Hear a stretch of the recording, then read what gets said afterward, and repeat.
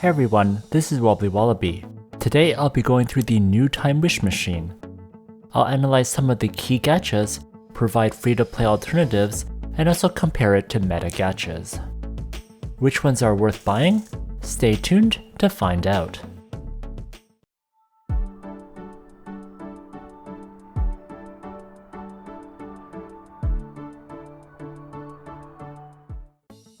This Time Wish machine period goes from December 10th, 2022 to February 10th, 2023.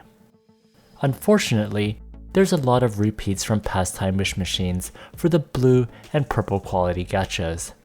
So people hoping to get some of the meta headwear may have been very disappointed. However, not everyone has access to all the past gachas, so I'll provide my analysis on whether it's still good or not. I feel like with the recent One Punch Man collaboration, they missed the opportunity to put Winter Crown, Wheel of Fortune 4-Leaf Clover, which is also known as Koi, and the N-Kamius movement. All three are meta gachas, and the devs would have made a killing on these if they put it on the machine. This is especially true if you're a Genos user and had never gotten these in the past. I guess we'll just have to wait for next time to see if they'll put those into the machine. How was my luck this time? It wasn't that bad actually. I got lots of reunion proof, and I got one of the purple level gachas. If you're planning to roll for the Time Wish machine and are looking for some discounts, check out Smile.one for discounted BCC and premiums for Ragnarok Mobile. They've been around for more than 8 years and have lots of global business partners for other games too. I'll put a link in the description if you want to check them out. Thanks to Smile.one for sponsoring this video. There are a few blue quality gachas that are really bad, so skip over those. It's better to save your reunion proof for something that is more impactful. That includes the Job EXP gachas, which I believe aren't worth buying if you're semi-free to play. You should just buy the Saint gear from Prontera if you really need extra EXP,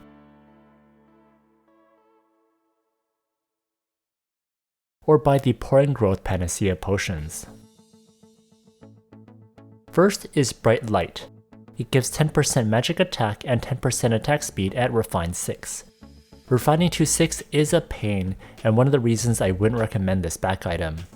If you can't get it to 6, then the free-to-play alternative is Soul Music, which is a good replacement. I don't see this being used in the meta since N-Kamius movement for Magic Crit is the dominant back item for Magic users. Next, Fire Lord's Emblem. I don't like that it's fire element only, and the fire elemental damage isn't that high either. In fact, if you paid for the Genos class, you would have gotten the 10% fire damage for his cool haircut headwear. So 10% fire elemental damage definitely isn't game breaking, otherwise the devs just wouldn't give it away like that. A free-to-play alternative is the Doppelganger Bandana for 5% elemental damage. In the meta, Koi for spell crit is the one that people use, so I wouldn't buy this gacha, it just isn't good enough. Next is Firmament Horn. This brings back memories. This is one of the first headwear I got as a hunter when I first started this game. Unfortunately, it didn't age well, and even the free-to-play hairpin headwear could beat it. So don't buy this gacha. Next is Gold Foil Fox Mask. This is a very unique effect because you can guarantee the crit, but it takes a huge hit in the critical damage from 150% to 125%.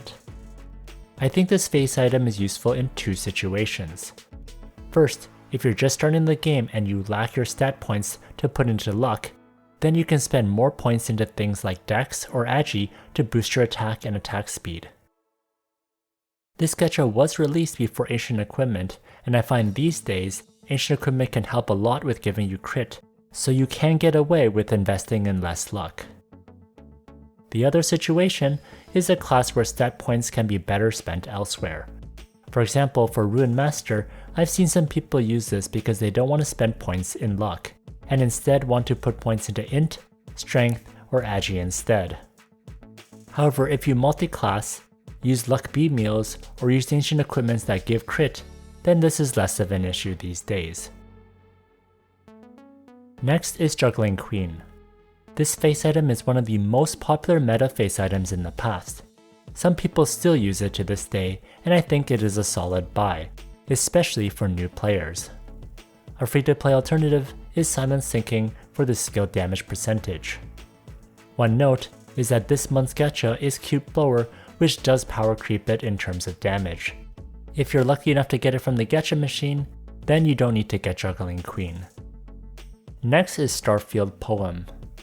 I've seen this being used in classes like Rune Masters before, since getting extra holy element damage is really useful in legend instances where the holy damage reduction is very high. A free-to-play alternative is the Gold Christmas Bell, which provides 8% holy damage instead of the 10% holy damage. It also doesn't have the int and vit boost that Starfield Poem has. Personally, I would still use the Gold Christmas Bell even though it's slightly worse.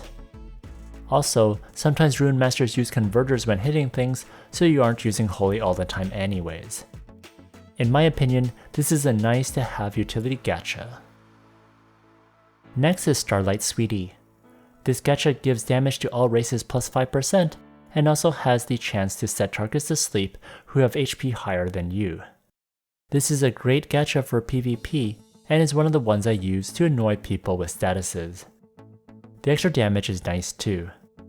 The free-to-play alternative is the Devil Wing for the 5% damage. I personally think this back is good for those who care about PvP, but if you don't, then I wouldn't buy this one. Next, I'll move on to the purple quality gachas. First is Dancing Flame. It has 5% magic penetration, fire element damage plus 5%, and has a chance to apply burn effect in the auto attack case. The burn effect could be good in PvP, but I find the 5% magic penetration isn't crazy high, and the 5% fire elemental damage isn't that great either, especially if you aren't using fire.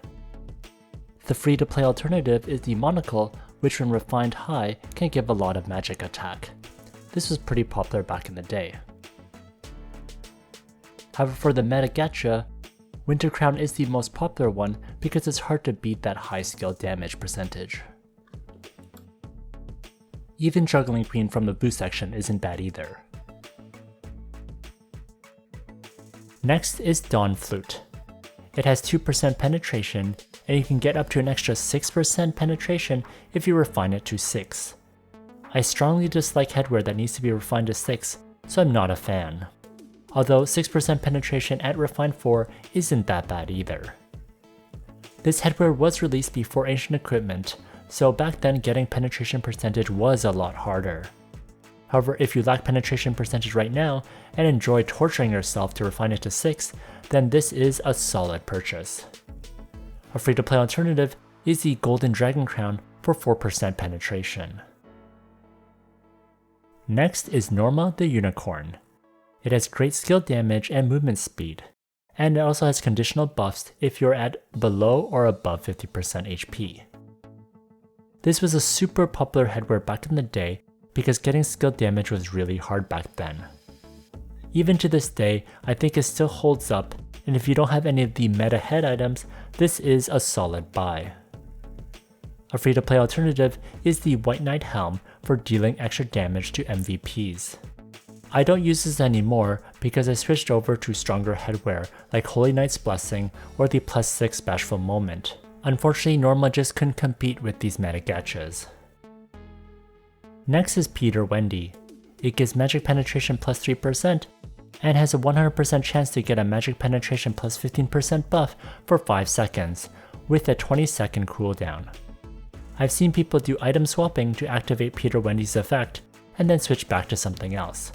That's how I would recommend people use Peter Wendy. I'd only buy this for people willing to do the item swapping.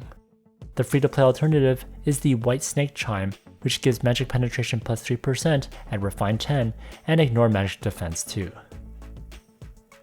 The meta tail item is Beautiful Ensemble, which is hard to beat. It's one of the best tails in the game due to its high skill damage percentage. So Peter Wendy alone isn't good enough, especially for long battles, which is why it's better to do item swapping for some temporary burst. Next is Tamamo's Tail. It has 5% physical and magic penetration, and gives 10% final damage for targets whose HP is below 40%. This back is fantastic for doing item swapping since it does final damage, which is one of the highest modifiers in the game. A free-to-play alternative is the Baby Owl, which also has the physical and magic penetration plus 5%. The meta back item that I see used often is the Love Goddess, and this is actually the one I used as well. It provides 10% final damage as well, but it doesn't have the HP requirement for the target. Finally is Wind-Perched Drake. This is one of the most coveted tail when it was released many years ago. The 5% damage here is final damage, so it's quite a good modifier. If you don't have anything better, this is one of the tails I would recommend for new players since it helps a lot with one-shotting monsters or bosses. A free-to-play alternative is the Summer Banana Split for damaged MVPs. Unfortunately, tails like Beautiful Ensemble beat Drake and aren't conditional based on the target's HP, which is why I don't see people using Wind-Perched Drake anymore. This is especially true since there are much stronger bosses these days and are harder to one-shot. Also for PvP, I think people prefer the consistent damage, which isn't based on HP either. How did you enjoy the Time Wish Machine selection this period? Which gachas did you purchase? Let me know in the comment section. If you enjoyed this video, please like, comment, and subscribe.